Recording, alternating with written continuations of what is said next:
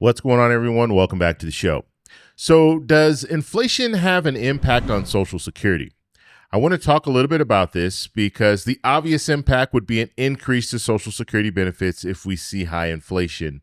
But there are also some negatives when it comes to inflation, and some of them you obviously know. If we have more inflation, that means that we are paying more for products.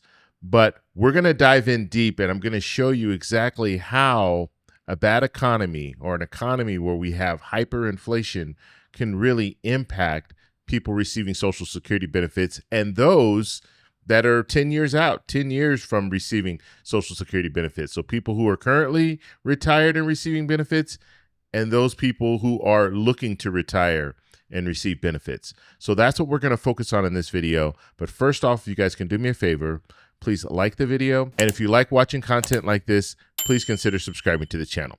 Okay, so let's just go right in. I want to show you this illustration that I put together, and it says how high inflation impacts Social Security.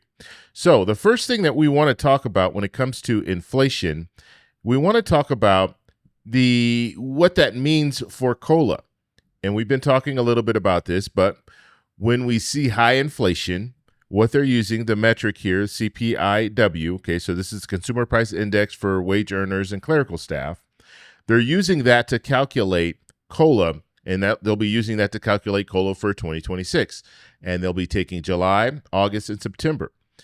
And so if we see high inflation during that time period, that means that COLA, the cost of living adjustment, will be higher.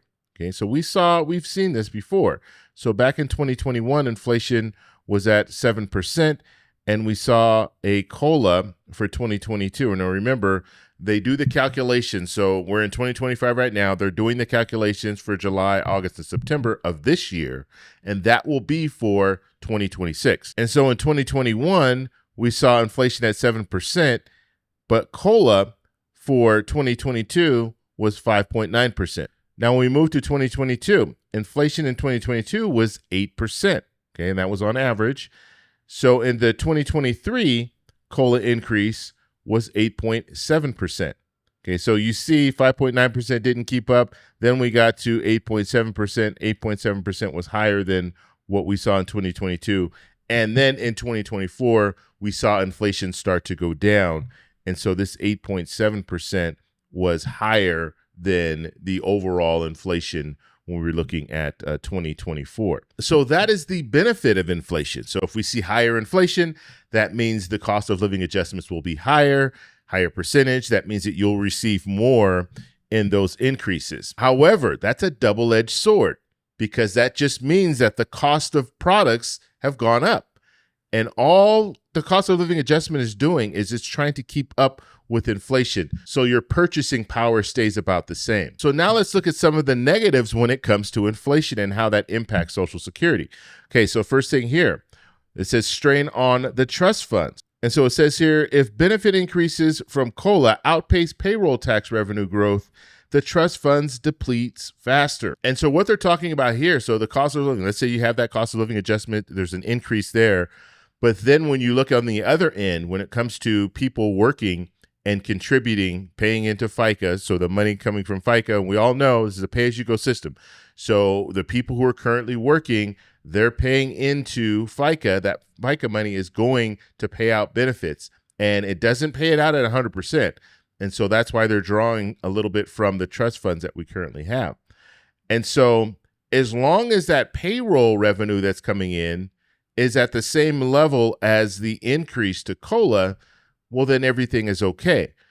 But if the payroll revenue that's coming in is lower than what that increase amount is, that means that you are depleting the trust funds much faster because, just give you an example, let's say unemployment is very high and you don't have as many people in the workforce. And we also see inflation, okay? Stagflation, however you want to justify it. But let's say we see inflation, and then during that same period, we see a cost of living adjustment that's high. So that means that you're paying out more to people receiving benefits because of the COLA increase. But you have high unemployment, so you don't have as many people in the workforce contributing to FICA. And so that means that less money is coming from FICA going to pay out benefits, that means they have to draw on those trust funds much more aggressively, which means that the trust funds will deplete a lot sooner. And so when we're looking at this chart, that's why it's saying does COLA outpace the payroll tax revenue growth? And just to give you an example here, if inflation is at 8% versus wage growth at 4%, that gap will speed up the depletion of the trust funds. Now, we all know when it comes to the depletion of the trust funds, what does that mean? We're going to see across the board cuts for people receiving Social Security benefits, and it could be around 23%. That's what they're saying right now. This could happen as soon as 2033. Because the trust funds are being depleted right now as we speak.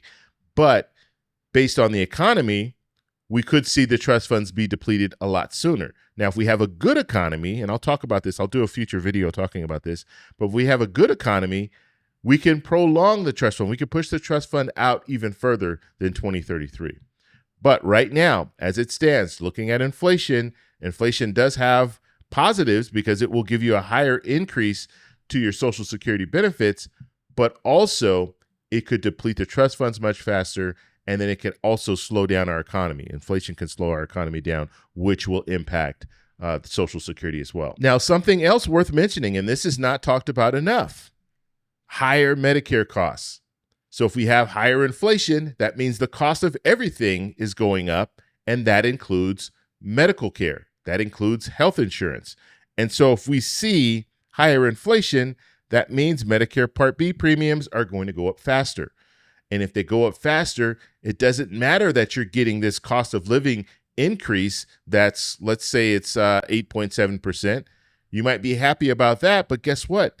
You're going to have to pay more when it comes to Medicare Part B. And so it's going to eat into some of that cost of living adjustment. Now, here's another positive here. So temporary boost to some retirees. So when we see a cost of living adjustment, it's permanent. So they don't roll it back. So if you get a cost of living adjustment, it's 8.7%. That's going to be permanent. So an ideal scenario would be we have 1 year we see high inflation, and then you get that cost of living adjustment. And so you have, I'm just keep giving an example of 8.7%, but you get the 8.7% increase. And then the next year, inflation goes way down and it goes back down to around 2%, 2.5%. Now you have that 8.7% cost of living adjustment. So you receive that boost, and you'll have that boost. It's permanent. And so from that point on, you want to see low inflation. You want to see a strong economy. And so people who are currently receiving Social Security benefits, they're going to get a little bit of a windfall if we see the economy get back on track and we see inflation go back down. Now, if we don't see that, then now there's going to be a problem. And then you also need to understand if inflation does go back down to around 2%, the cost of living adjustment for the next year is not going to be high. It's going to be around 2%. It could be under 2%. And so you do get a windfall for 1 year, and you want the economy to get back on track. You want inflation to go back down, but the anticipation in the future when it comes to the cost of living adjustments, they're not going to be high. And we're kind of seeing that right now. We saw a few years where you saw the inflation was up there, and you saw the cost of living adjustments, that 5.9%, 8.7%, and then we saw the 2.5%. And now we'll probably see another around 2.5 or 2.7%. And that's because inflation has come down. Although I would argue that prices haven't really come down, because you go to the grocery store and prices are still up there. But when we're looking at overall inflation, and that's what they're looking at everything. So they're pulling everything into this one shopping cart. They're not just looking at food. And so when you pull in everything, inflation has come down. And so I just wanted to show you this information because I think it's good for us to kind of understand how the economy impacts Social Security, how the economy impacts the cost of living adjustment, and the pros and cons of inflation being high or inflation being low. So I want to know what you guys think. So let me know in the comments below. If you like this video, please give me a thumbs up. Please subscribe for more, and I'll talk to you in the next one. Bye. So that's all we have for this video. Make sure if you guys want to send me an email, you can do that, david@thetecshow.com. Like the video, subscribe for more, and check out these videos over here for some more great content. Talk to you later. Bye.